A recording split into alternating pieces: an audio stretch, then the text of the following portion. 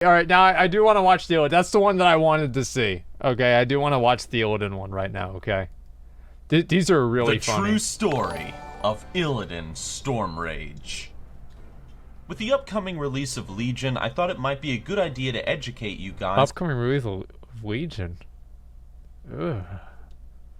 On the backstory of its poster character, Illidan Stormrage. Who is Illidan, you might be wondering? Well, my friends, listen carefully, and let's begin. Illidan Stormrage is the twin brother of Malfurion Stormrage, who was born with amber eyes, signifying that he'll have a great destiny. Unfortunately, the eyes lied.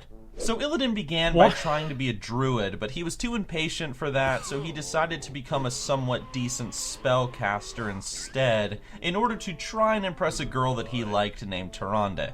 Wow. However, he pretty much gets friend-zoned. Then some Highborn used the Well of Eternity to summon a bunch of demons to attack, and so Illidan decided to pretend to be allied with the demons in order to impress the girl. Oh.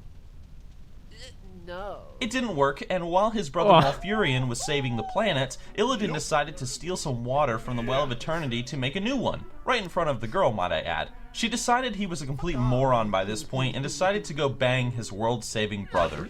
So Illidan gets all depressed, he attempts to make his second Well of Eternity, but his brother catches him in the act, binds him up in some vines, and then they have a trial where his brother sentences him to be locked underneath Mount Hyjal. Illidan cries, then he's locked away in darkness, and his brother proceeds to go bang the woman that he loves up above. Skip forward 10,000 years and the demons are attacking again.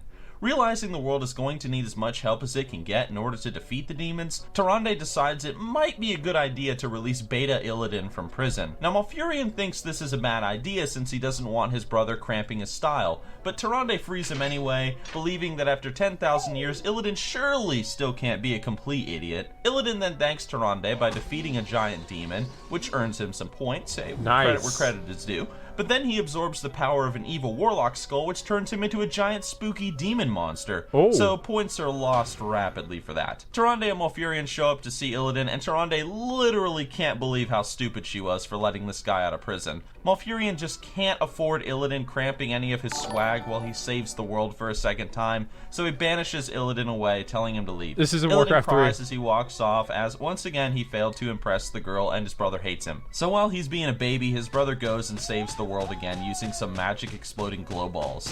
He then proceeds to go bang the woman Illidan loves. Later, Illidan meets up with a playgirl model and a fish monster who agree to be his only friends, and together they go to Outland to hide because now those demons want to kick Illidan's ass and take his lunch money for betraying them. There, they become friends with that thing that lives under my bed named Akama. Thing that lives under your bed? Go fuck yourself. So Illidan, Mr. Don't Touch My Hair, Fish Lady, and Spooky Monster go and take over some nasty-ass temple in the middle of nowhere, and for the first time ever, Illidan seems like he's finally done something right.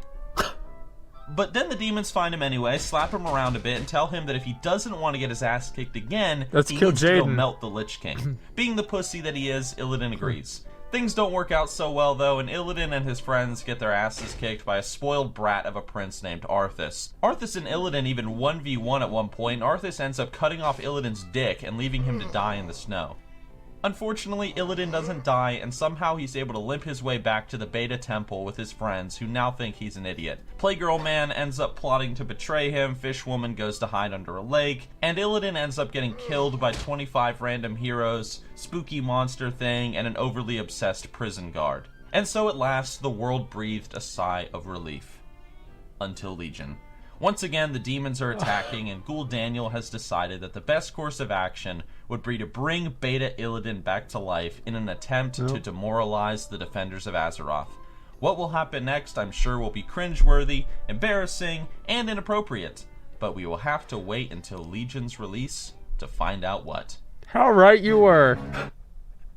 How right you were. Oh my god. Yeah, the best part is that he was actually right. I mean, this whole thing was accurate. That's fucking hilarious. I had no idea. I am my scrubs.